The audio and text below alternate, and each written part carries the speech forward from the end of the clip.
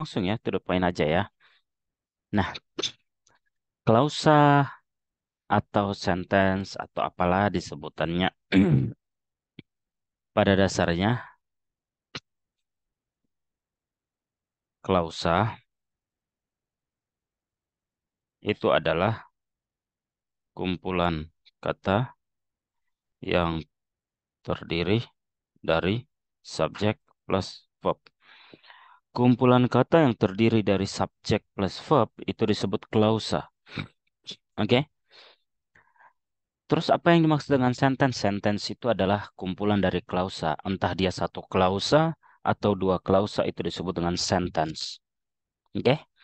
Jadi kalau klausa adalah kumpulan kata yang terdiri dari subjek sama verb, kalau sentence itu adalah kumpulan klausa. Bisa jadi sentence itu hanya satu klausa, bisa juga dua klausa. Oke? Saya ulang ya. Bisa jadi sentence itu hanya klausa, berarti kalau satu klausa, berarti dia hanya subjek verb. Atau bisa juga sentence itu terdiri dari dua klausa, tiga klausa, atau lebih. Tidak jadi masalah. Itulah sentence. Nah, di sini yang kita akan mulai bahas, yang pertama adalah sentence dengan satu clause. Berarti kalau sentence dari satu clause, berarti adalah sentence yang hanya memiliki satu subjek dan satu verb. Oke? Karena ingat, klausa adalah kumpulan kata yang terdiri dari subjek sama verb. Oke? Clause adalah kumpulan kata yang terdiri dari subjek sama verb. Jadi kalau seandainya disebut dengan sentence with one clause, berarti sentence yang hanya memiliki satu subjek dan satu verb. Oke? Karena pada dasarnya sentence itu adalah kumpulan klausa. Bisa satu klausa, bisa dua klausa, bisa tiga klausa atau lebih. Itulah sentence. Nah, sekarang nih, kita harus masuk pada pemahaman bersama. Namanya, untuk bisa menjadi sentence dalam writing atau TOEFL, wajib hukumnya sentence itu atau satu klausa itu wajib hukumnya terdiri paling tidak satu subjek plus satu verb. Hukumnya wajib seperti itu. Paling tidak dia satu subjek plus satu verb. Bagaimana kalau tidak ada subjeknya? Berarti tidak sah menjadi sentence, tidak sah juga menjadi klausa. Bagaimana kalau cuma subjek berdiri sendiri nggak ada verbnya? Sama, tidak sah menjadi sentence, tidak sah juga menjadi klausa. At least dia wajib memiliki satu subjek dan satu verb. Contohnya, I go. I subjek, go verb. Udah, saya pergi. I eat. Saya makan. I write. Saya menulis. Itu udah disebut dengan satu klausa atau sentence. Oke? Terus, bagaimana kalau seandainya nih kita bilang I eat because I am hungry. Ini berarti pada dasarnya udah ada dua clause. Dari mana dua clause? Pertama, klausa yang pertama adalah I sebagai subjek, it sebagai verb. Because sebagai conjunction. Oke, because adalah conjunction.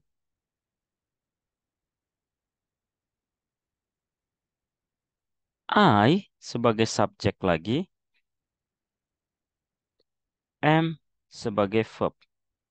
Nah, I eat satu clause, I am hungry satu clause. Dia ada dua clause, dua klausa di sini. Ya, nah ini berarti pada dasarnya kita sebut dua clause atau masih tetap dia dua klausa, tapi ini masih tetap disebut satu sentence, satu kalimat. Karena kenapa? Sentence adalah kumpulan dari klausa. Sampai sini ada nggak pemahaman nih? Silahkan, Tata, Mister, kalau Kire. misalkan Aha, eh, I am, M-nya tuh kan dia verb ya. iya. Itu Ah, digabung sama hungry. Hungry verb juga gitu. hungry bukanlah verb. Hungry itu adalah adjektif kata sifat. Oh, Hungry, full, kenyang itu bukan kata kerja, itu kata sifat. Oke? adjektif ya. Satisfied, puas, ya itu adjektif. Oke? Kenapa I am nggak bisa disatuin, Mister? IM nggak bisa disatuin dengan verb, gitu. Oh. Gitu, Maksudnya kan maksud. I am tuh saya kan. Iya. Kalau I-nya Oh, subjek, iya. kenapa M-nya verb? Oke, bagus pertanyaannya menarik. Nah, ada istilah bahasa Inggris kita kenal dengan to be. To be itu adalah is, am, are, was, were. Ini adalah to be. Istilah bahasa Inggris to be kalau dalam bentuk TOEFL atau writing IELTS, to be dikenal dengan istilah verb be. Jadi to be itu pada dasarnya adalah verb. Dia emang bentuknya verb, hanya bentuk verb be. Beda dengan verb go, eat, write ini. Kalau ini dia nyata dia verb satu gitu. Oke, masuk nggak? Jadi I itu pada dasarnya ya subjek, am itu adalah to be disebut dengan verb be. Sama kalau seandainya kita bilang kayak gini. Kirei eats noodle because she is hungry. Kirei memakan mie karena dia lapar. Kirei subjek, eats itu verb. She itu subjek, is itu verb. Kenapa is verb? Karena dia adalah keluarga to be. Oke, sampai sini aman Kirei? Aman, Mister. Sir, Ya, eh, silahkan. ya. Perbedaan spesifiknya klausa sama sentence itu apa sih, Sir? Oh ya, perbedaan spesifik klausa sama sentence. Kalau klausa, kalau sentence udah pasti klausa. Klausa belum tentu sentence. Gitu aja. Karena Kalau pada dah, sentence udah pasti clause ya. iya, kalau Hanya sentence udah pasti bukannya clause. klausa itu yang ada conjunction-nya. Ada namanya main clause, supporting clause. Jadi nggak mesti klausa itu ada conjunctionnya karena main clause atau klausa utama tidak pakai conjunction atau biasanya istilah lainnya disebut dependent clause and independent clause. Dependent clause adalah klausa yang berketergantungan. Nah, maksudnya klausa yang berketergantungan, dependent kan artinya bergantung ya. Ini biasanya juga istilah lainnya tuh disebut dengan dependent, dependent, aduh, apakah tulisannya salah nih? Aku agak lupa nih. Maaf ya kalau salah ya. Intinya kita kenal dengan dependent clause. Dependent itu kan artinya berketergantungan. Berarti kalau dependent clause ini adalah klausa yang butuh main clause, yang butuh independent clause. Oke. Oh ya, benar. Tulisannya gini berarti. Independent clause. Nah, kalau independen kan merdeka lah ya. Kita bilang klausa yang merdeka yang tidak berketergantungan. Nah, kalau dependent clause biasanya adalah klausa yang memiliki conjunction seperti because she is hungry. Nah, namanya dependent clause adalah klausa yang memiliki conjunction sebelumnya. Sedangkan independent clause adalah klausa yang dapat berdiri sendiri dan udah dipahami maknanya, udah dipahami tujuannya. Nah, saya beri contoh nih, dependent clause. Dependent clause kalau kita bicara because she is hungry. Orang paham nggak? Enggak. Artinya belum jelas kan? Iya. Ya pada dasarnya bahasa Indonesia karena dia lapar. Tapi tujuannya belum ada. Mm-mm. Tujuannya nggak ada.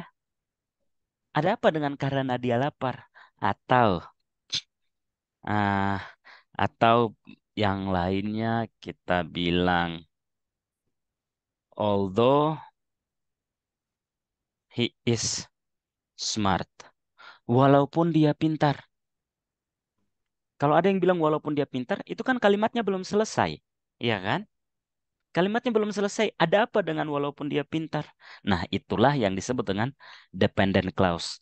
Dependent clause adalah kumpulan adalah ya klausa yang artinya itu masih membutuhkan kalimat lain untuk melengkapinya. Oke? Jadi dia masih butuh kalimat pelengkap yang disebut dengan independent clause. Oke? Independent clause kalau contohnya nih, because she is hungry, she eats noodle.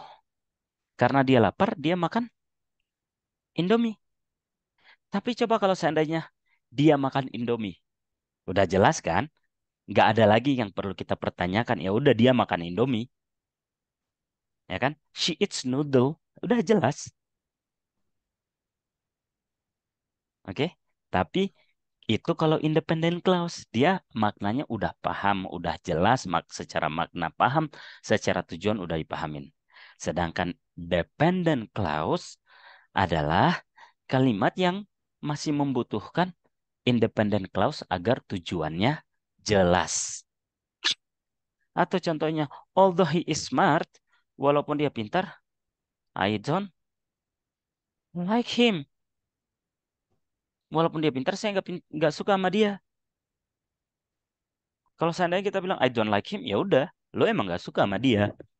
Tapi kalau seandainya cuma berkata although I don't like him, although he is smart, walaupun dia pintar, itu seperti ada kalimat yang belum selesai. Ya enggak? Itulah bedanya dependent clause dan independent clause. Dan kalau kembali ke pertanyaan Ica tadi, pada dasarnya klausa bisa menggunakan conjunction, bisa juga tidak menggunakan conjunction.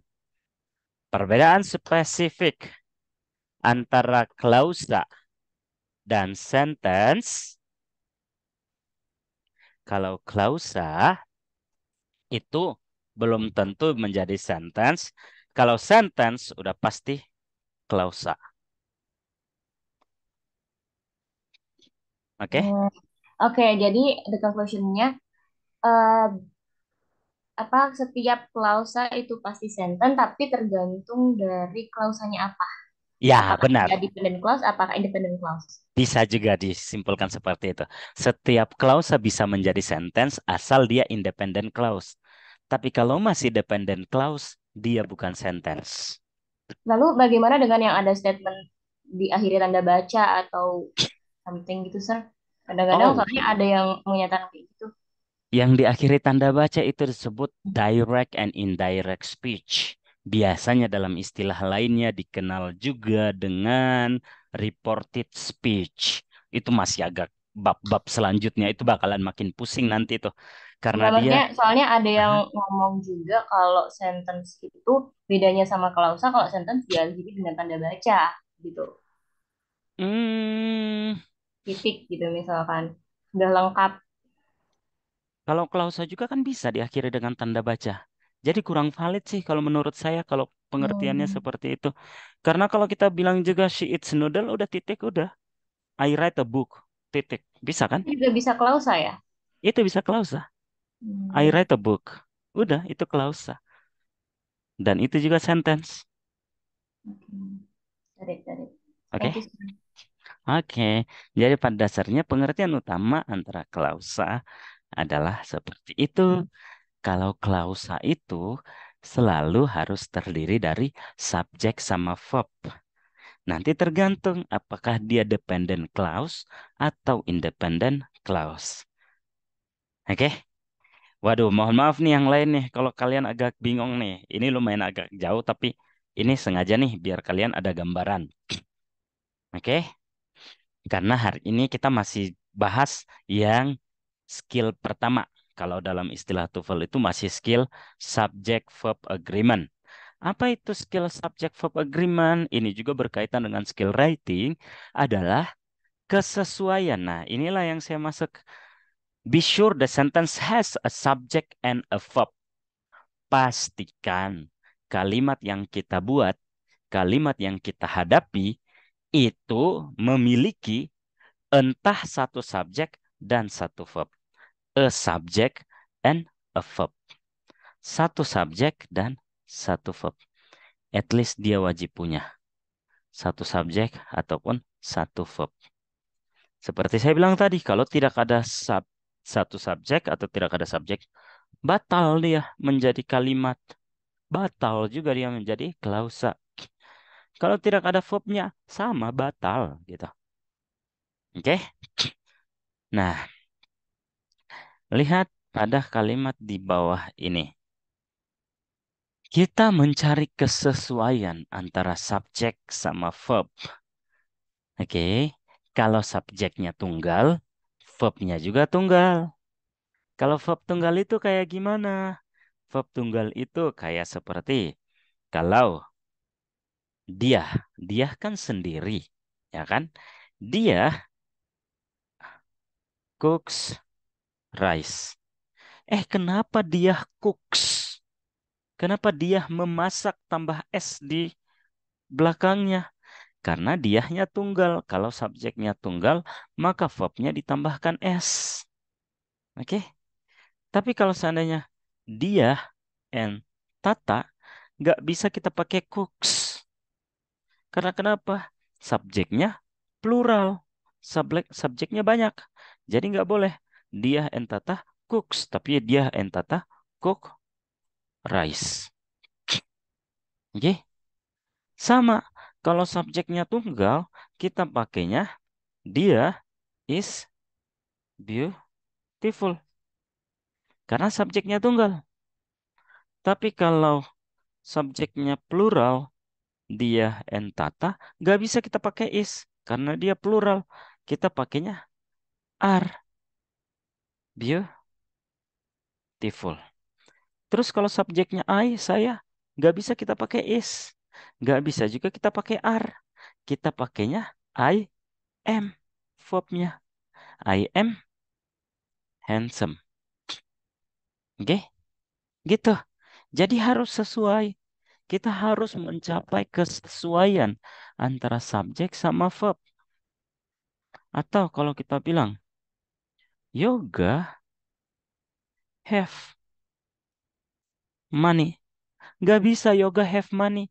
Karena kenapa? Yoga tunggal. Harus pakai yoga has money. Oke? Terus kalau seandainya kita mau bilang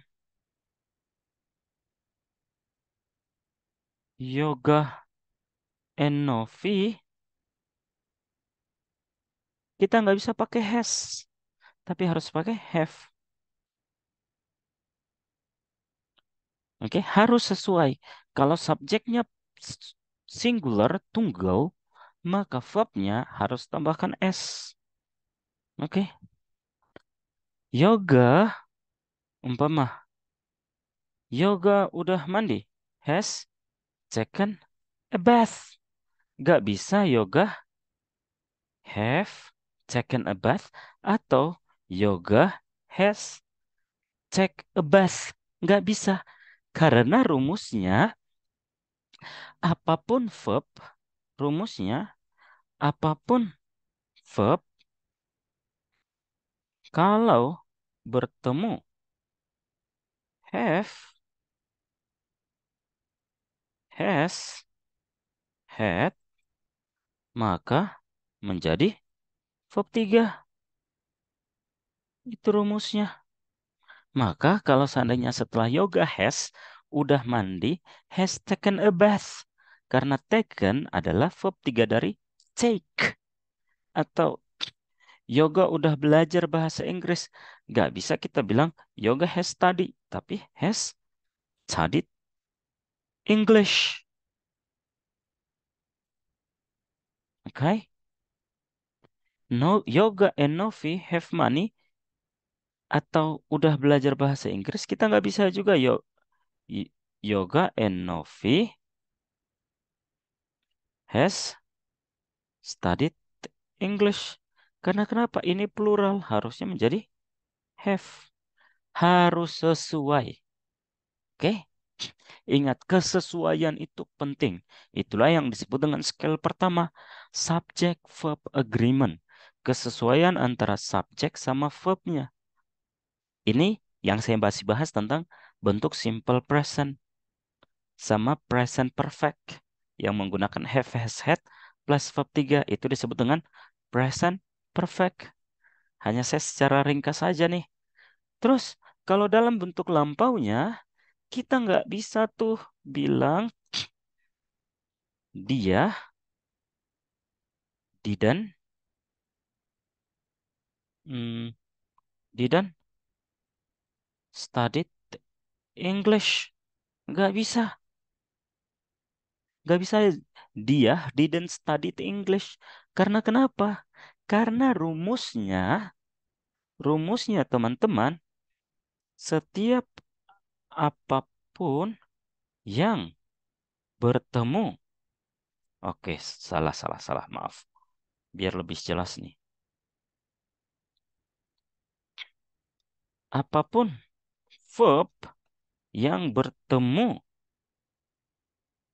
do, does, did akan menjadi verb satu. Itu udah rumus mutlak. Namanya verb yang bertemu dengan do, does, did wajib hukumnya kembali ke verb satu. Jadi kalau seandainya did not walaupun dia masa lampau, study-nya wajib kembali menjadi study. Dia didn't study English. Atau kalau kita bilang, kalau contohnya di sini berarti dia doesn't cook rice. Nggak bisa dia doesn't cooks. Karena setelah menjadi does, ada does-nya, wajib hukumnya kembali menjadi verb satu. Oke? Nah, dia didn't study English dalam bentuk lampaunya. Jadi nggak bisa dia atau di sini kita bilang Novi didn't slept last night. Novi tidak tidur semalam. Nggak bisa. Didn't slept. Harusnya didn't sleep. Kembali ke verb satu. Tapi kalau kita bilang Novi semalam tidur, Novi slept last night. Karena berbicara masa lampau. Oke? Terus, kalau bentuk masa lampaunya, kalau bentuk masa lampaunya subjeknya tunggal, ingat ya, subjeknya tunggal, maka verbnya pakai was. Kayak umpama Tata was apa? Tata was a apa nih? Tata was in Medan last week umpama ya. Tata minggu lalu itu di Medan. Kita nggak bisa Tata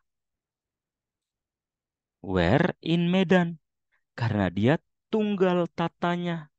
Oke, nggak bisa. I was happy yesterday. Kemarin saya bahagia. Pakai was. Kalau subjeknya tunggal, pakainya was. Tapi kalau subjeknya plural, Tata and I were in Medan last week. Gak bisa Tata and I was in Medan. Gak boleh. Tata and I karena subjeknya lebih dari satu, plural lebih dari satu, maka pakainya were dalam bentuk lampau. Oke? Lah, tapi kemarin dalam bentuk conditional sentence, dia walaupun tunggal pakai were. Khusus conditional sentence tetap pakai were walaupun tunggal. Khusus ya, conditional sentence yang kita pelajari kemarin. Nah, sampai sini jelas nggak? Silahkan bertanya, guys. Karena kita harus sesuaikan subjek verbnya dalam membuat kalimat, dalam menulis atau grammar, TOEFL atau IELTS. Silahkan. Aman? Aman? Sir, sorry. Aman, Miss. Kalau Silahkan. Tata and I di balik I and Tata boleh gak?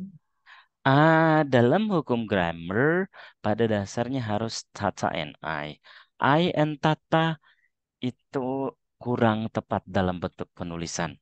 Saya lupa apa alasannya, tapi pada dasarnya ada alasan utamanya. Hanya saya agak lupa, nanti saya coba buka lagi ya. Oke, sir. Tapi Siap-siap. dalam secara makna, bukan Tata dan saya. Kalau makna tetap saya dan Tata. Saya dan keluargaku, kita pakainya my family and I. Jarang tuh. Jarang bukan berarti tidak ada ya. Jarang I and my family. Jarang banget.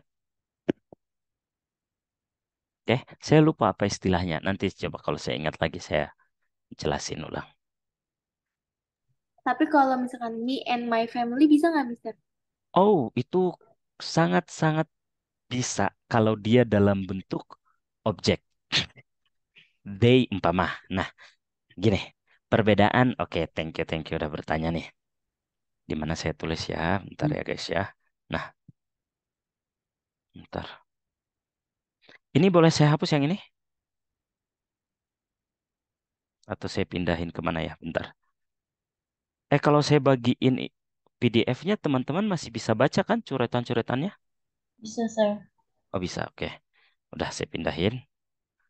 Nah, bentar ya. Sorry guys.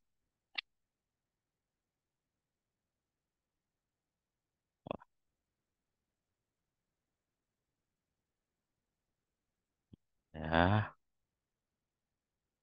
tadi menarik tuh ada pertanyaannya. Me and my family. Sorry guys.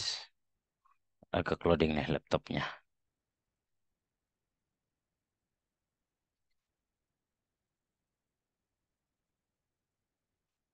Nah, dalam bentuk me and my family, pada dasarnya boleh. Malah nggak boleh kalau my family and me ya. Tapi bentuknya itu gini. Ada perbedaan antara subjek sama objek.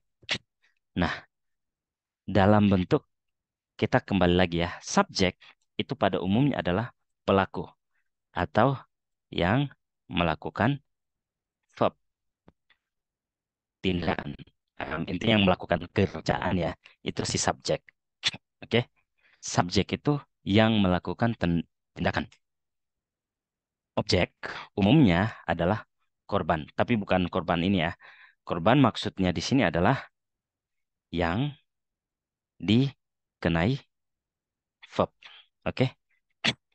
Jadi umumnya kalau subjek yang melakukan verb berarti subjek itu munculnya sebelum verb. Umumnya ya, umumnya. subjek muncul sebelum verb. Dan kalau objek munculnya setelah verb dengan istilah object of verb. Karena dia setelah verb. Oke? Itu disebut dengan object of verb. Karena dia posisinya setelah verb. Oke? Kita samakan dulu persepsi. Subjek adalah yang melakukan tindakan nih. Yang melakukan sesuatu. Itulah si subjek. Subjek yang melakukan sesuatu. Itulah si subjek. Dan dia munculnya seringnya sebelum verb. Contohnya, I call yoga. Yang mana subjek, yang mana objek?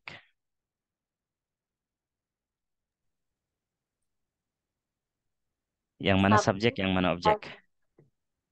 Aha, objek yoga. objek yoga. Karena yoga muncul setelah verb call. Ya kan? Verbnya di sini adalah call. Kata kerjanya call, memanggil. Yoga adalah objek. Oke? Saya kembali lagi. Yoga calls me. Yang mana subjek, yang mana objek? Objeknya me, Mister. Objeknya me. Bagus. Iya benar. Objeknya me. Oh, Subjeknya si yoga. Karena yoga yang melakukan tindakan memanggil itu. Dan saya yang dipanggil. Yoga memanggil saya. Gitu kan? Nah, bagaimana pengertian me and my family?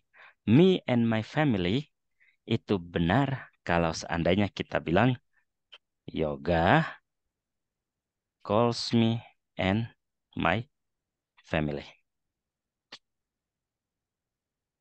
Tapi kalau seandainya kita mau bilang saya dan keluargaku memanggil yoga, me and my family call yoga, itu tidak bisa. Karena me, dari awal bentuk me itu adalah bentuk objek. Oke? Karena dari awal me adalah bentuk objek. Dia bukan bentuk subjek. Oke? Me itu bentuk objek. Nah, ada pohon yang kita sebut pohon subjek sama pohon objek atau yang nih. Inilah yang dikenal nih. Kelihatan nggak teman-teman? Kelihatan nggak? Kelihatan, sir.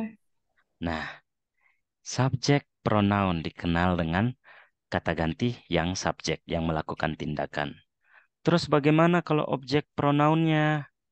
Kalau objek pronounnya, kata ganti yang dalam bentuk objek yang dikenai tindakan, I itu menjadi me, you tetap you, they menjadi them. Dem. Oke, we menjadi us, she menjadi her, Her.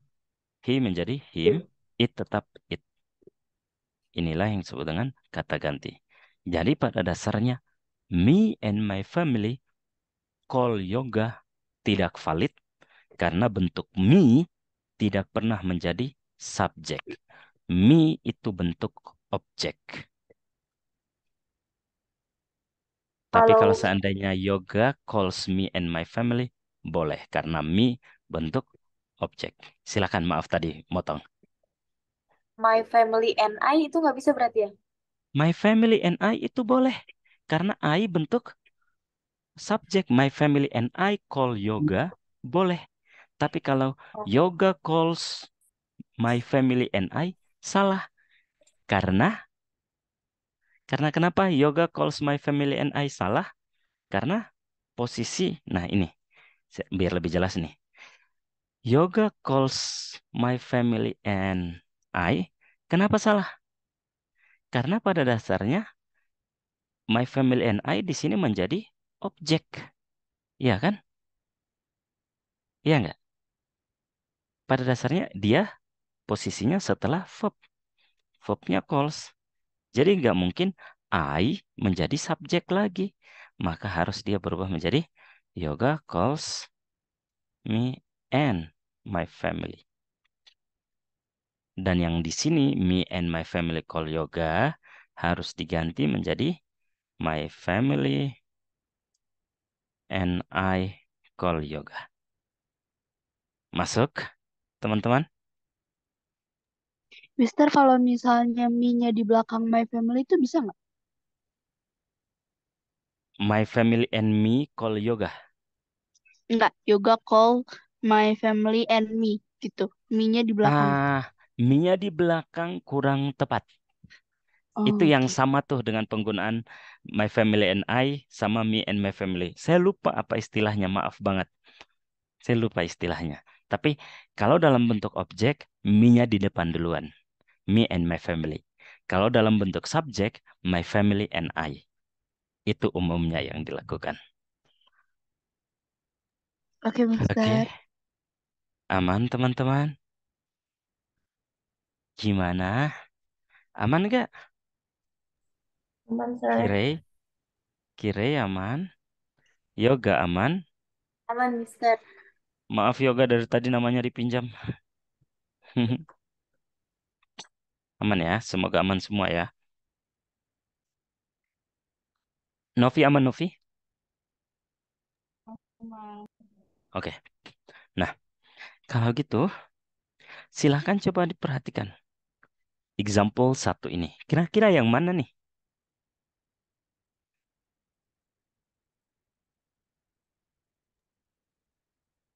Yesterday. Yesterday itu keterangan waktu. Oh, At Cars. verb. Cars itu oh ya. plural. Oh iya sih, berarti traffic. Traffic. Yes, benar. Yesterday ini nggak bisa karena yesterday ini keterangan waktu. Ini tuh Hmm. adverb, ya Aku kan? fokusnya di yang backtick. Kalau yang belakang D itu berarti kayak pas ya yang udah dilewatin. Iya, Ya nggak sih? uh-uh, benar. Backup itu was juga adalah keterangan pas. Jadi mungkin kebanyakan oh yesterday, tapi ternyata yesterday ini keterangan waktu untuk hari kemarin, jadi nggak bisa ya. Jadi subjeknya cars itu plural banyak, maka yang paling tepat itu singular dan singularnya adalah traffic, kemacetan atau lalu lintas. Oke? Perhatikan, inilah yang disebut dengan subject verb agreement, kesesuaian antara subjek sama verbnya. Ada nggak subjeknya pada kalimat ini? Di kalimat contoh pertama, subjeknya belum ada, yang ada baru verbnya. Mulai ke depannya nanti verb itu saya warnain hijau ya teman-teman ya, dan subjek saya warnain kuning. Di sini yang dicari berarti yang kurang subjeknya. Yesterday bukan subjek. Yang bisa menjadi subjek adalah traffic sama cars. Oke, maka yang kita pilih adalah traffic. Oh iya, saya lupa lagi jelasin. Teman-teman, mungkin ada yang bertanya, terus bagaimana cara kita tahu itu bisa menjadi subjek? Nah, yang bisa menjadi subjek pada dasarnya yang bisa menjadi subjek itu ada beberapa hal. Yang paling umum kita kenal itu adalah noun. Apa itu noun? Noun adalah kata benda. Noun dalam bahasa Inggris sangat-sangat luas kata benda itu. Karena I juga itu noun. I. You itu bentuk noun. Kire itu noun kalau dalam bahasa Inggris. Ica itu noun dalam bahasa Inggris. Tata itu noun dalam bahasa Inggris. Table, meja artinya, itu noun. Sky, langit, itu noun. Jadi, noun pada dasarnya bisa menjadi subjek, bisa juga menjadi objek. Oke? Noun bisa menjadi subjek, bisa menjadi objek. Oke? Jadi pada dasarnya kita harus mencari nih Nounnya dalam bentuk subjek atau bentuk objek. Oke. Dan ini cars adalah noun, traffic adalah noun yang bisa menjadi subjeknya di sini. Oke. Saya mau dong masing-masing kalian coba berikan contoh noun yang kalian tahu. Saya mulai dari dia, silakan dia. Sebutkan bentuk noun. Contoh noun. Atau kalau ragu-ragu sebutin chat deh. Sekarang juga semuanya. Chat private aja di Zoom atau di WA boleh. Sebutkan 2 bentuk noun yang kalian tahu. Please. 2 bentuk noun yang kalian tahu.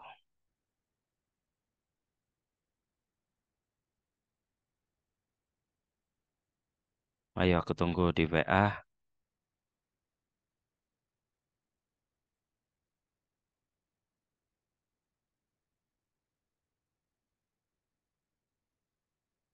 Atau di Zoom boleh.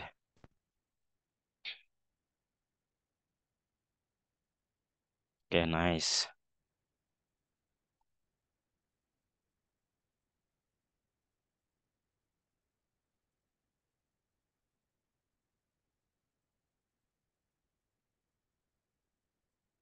Oke. Oke, nice. Nah, noun itu ada yang bilang, yang sebutkan ke saya, woman. Benar, perempuan, noun. Chef, profesi, ya benar. Profesi apapun. Policeman, post officer, chef, teacher, student, itu semua noun ya. Dream, mimpi, itu noun. Benar banget. Ah, yang abstrak, bentuk abstrak seperti angin, wind, oxygen, hydrogen, carbon dioxide, itu noun. Ingat ya, itu noun. Yang dapat dihitung seperti laptop, itu noun. Bottle, itu noun. Gelas, itu noun. Yang tak dapat dihitung seperti water, sand, sugar, sand, dan macam-macam lainnya yang tak dapat dihitung, itu noun. Oke? Boyfriend, girlfriend, itu noun. Hewan, semuanya noun. Anggota tubuh kita itu noun. Dan ingat, fungsi noun bisa menjadi subjek dan bisa objek. Fungsi noun itu ya, bisa menjadi subjek, bisa juga menjadi objek. Kayak contohnya, hmm, the students eat mango. The students kan noun, tapi posisinya nounnya the students adalah subjek. Mango adalah noun, dia bentuk buah-buahan noun, tapi posisinya mango sebagai objek. Udah. Jadi noun fungsinya bisa subjek, bisa objek. Ingat ya, ingat baik-baik itu, karena pelajaran kita selanjutnya bakalan berkaitan banyak dengan hal ini. Banget-banget berkaitannya, guys. Banget-banget berkaitan subjek, verb. Banyak banget berkaitan. Apalagi kalau udah masuk di TOEFL dan writing, oh, sangat berkaitan banget subjek, verb ini. Makanya kenapa kemarin tuh saya mulai dari yang dasar-dasar dulu. Oke? Nah, kita lanjut. Please, example 2-nya. Lihat. Silakan jawab secara pribadi, WA atau Zoom.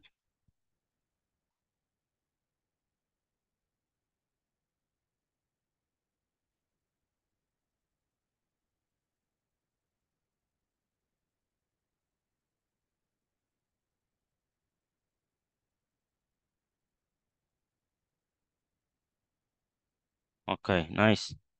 Nice. B Oke. are needed. Oke. Silahkan. Kenapa tuh? Kenapa harus are needed? Tata, kenapa? Hayo. Hmm, hmm, karena sebelum gimana jawabnya? Eh, Engineers, plural. iya, iya, Dia bener. engineers adalah subjek, ya kan? Engineers Mm-mm. adalah subjek. Beda banyak, jadi harusnya pakai are. Are. Dan di sini yang kurang adalah verbnya. Necessary bukan bentuk verb. Hopefully bukan bentuk verb. Next month bukan bentuk verb. Kita mencari verbnya.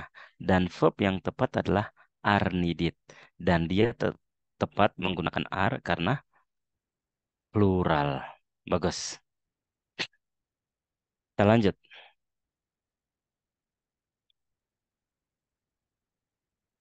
Contoh ketiganya. Silahkan.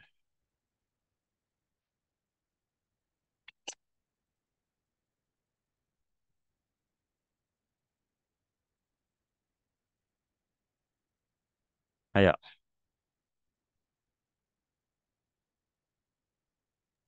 Will be. Kenapa? Bentar, bentar. Saya mau Hmm, tanya nih ke yoga. Yoga, kenapa yoga? Yoga ada nggak? Atau dia deh? Kalau yoga belum bisa, dia. Kenapa dia?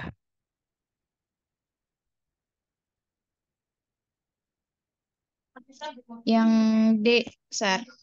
Kenapa?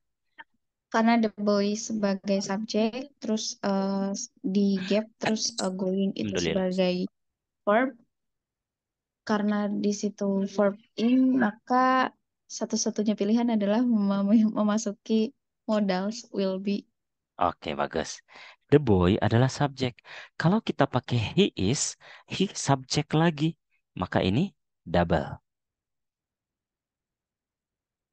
The boy he always was going. Masih double he. Is relaxing going. Double verb ing tanpa kejelasan. Dan di sini kita masih butuhkan verbnya. Verbnya adalah will be. Dia menggunakan verb ing, maka tepat banget kata dia tadi. Inilah yang disebut subject verb agreement. Kesesuaian antara subjek sama verb. Kita masuk. Oke. Sekarang dari nomor 1 sampai 5 dulu. Kalian hanya perlu melihat mana subjek, mana verbnya. Oke. Lihat mana subjek, mana verbnya. Terus tandain apakah dia benar atau salah. Saya berikan contoh. Saya berikan contoh. Last week keterangan waktu belum jadi subjek karena dia adverb. Went adalah verb kedua dari go. Jadi went adalah verbnya. Went for trout at the nearby mountain lake. Ini belum ada subjek. Ya kan? Maka sentence-nya ini salah. Kita sebut dengan incorrect. Karena sentence-nya tidak memiliki subjek. Ya kan? Kita butuh subjek di sini. Karena verbnya went, bentuk kedua, kita bisa pakai last week, Novi went fishing. Minggu lalu, Novi pergi memancing. For trout at the nearby mountain lake. Memancing udang di danau yang dekat, ya mountain lake. Dekat pegunungan danau itu. Oke. Jadi kita bisa pakai Novi ataupun bisa pakai Tata and dia. Karena kan verbnya went. Jadi bebas, nggak ada pantangan. Mau subjeknya tunggal atau plural, karena verbnya verb 2. Oke? Jadi ini kita butuh subjek aja. Nah, sekarang coba perhatikan nomor 2-nya. Hmm, ini pasti udah saya lupa hapus. Nomor 2-nya coba saya mau ke Ica. Silakan Ica. Oke. Number two, correct. Kenapa Sorry. correct? Lihat Karena mana subjeknya subjek, a mana verb nih. schedule, apa? Subjeknya a Subjeknya schedule, a bagus. schedule of the day's events, verbnya Hmm. can be obtained. Subjeknya a schedule can be obtained sebagai verbnya. Oke, nice. Berarti ini correct. Oke. Nomor 3-nya, Novi. Incorrect Kenapa incorrect? karena belum ada verbnya. Oke, subjeknya mana? A job. Benar. Subjeknya adalah a job. Subjeknya adalah a job. On the day shift or the night shift at the plant, kita tambahkan verb is available. Nah, mungkin ada yang bingung. Terus apa tuh fungsinya si of the days events on the day shift or the night shift at the plant? Kenapa dia bisa tetap berada di sebelum verb?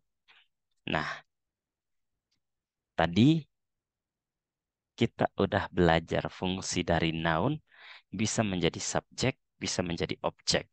Objek yang berada setelah verb.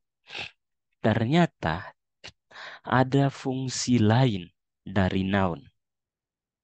Apa fungsi lain dari noun? Disebut dengan istilah object of preposition. Atau seringnya dikenal juga prepositional phrase. Jadi pada dasarnya sama. Oke? Ada beberapa mazhab yang bilang object of preposition. Ada juga mazhab lain yang bilang prepositional phrase. Pada dasarnya terserah mau ikutin yang mana.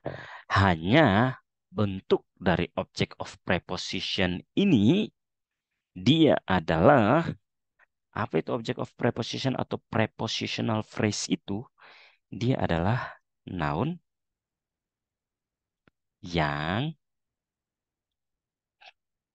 berada setelah tuh terlalu panjang pakai bahasa Inggris, bahasa Indonesia, noun after preposition. Noun after preposition itu apa? Contohnya, the class. The class kan noun, ya kan? The class itu noun. Tapi ketika in the class didahului kata in, maka itulah object of preposition. Oh, Sir, apa itu preposition? Nah, preposition itu dikenal dengan kata depan. Yang mana contohnya? In, on, at, behind, under, between, below, among, by, from, with, without, throughout.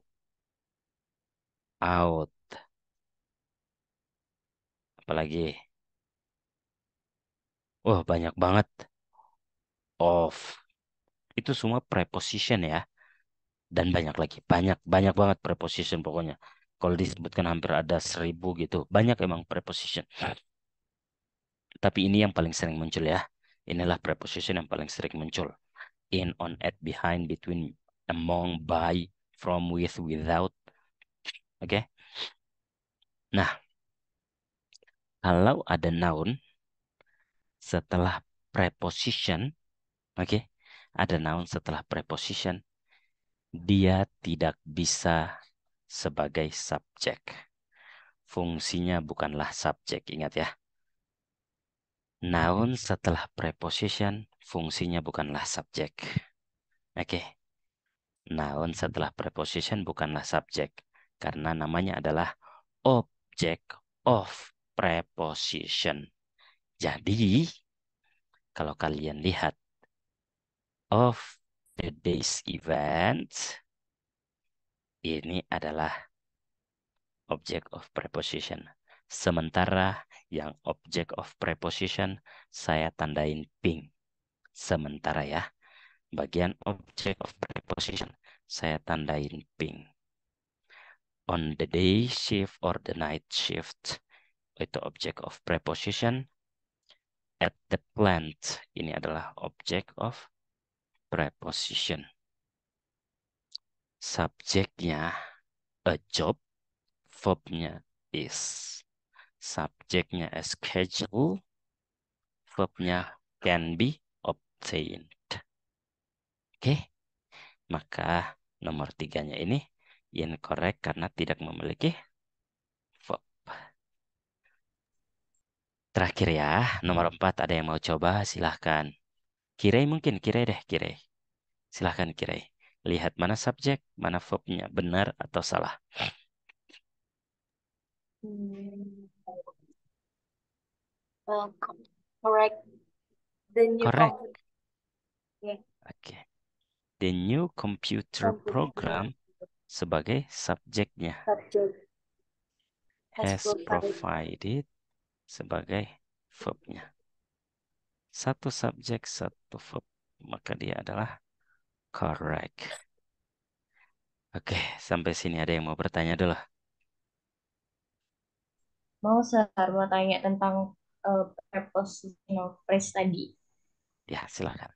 Kenapa dia nggak bisa jadi subjek aja di insert? Kan biasanya kalau pernah lihat soal kan sebuah soal itu biasanya kadang dia kayak dijelaskan kalau subjek ini sepanjang ini nih gitu. Bisa kayak satu satu baris panjang itu adalah subjeknya gitu. Tapi tetap akan Ada. ada itunya prepositionnya gitu. Kenapa dia nggak bisa dijadiin satu sama sama subjeknya kan dia juga menjelaskan subjeknya.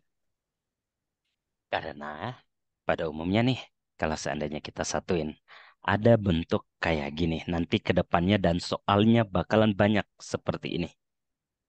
The study atau the research aja lah.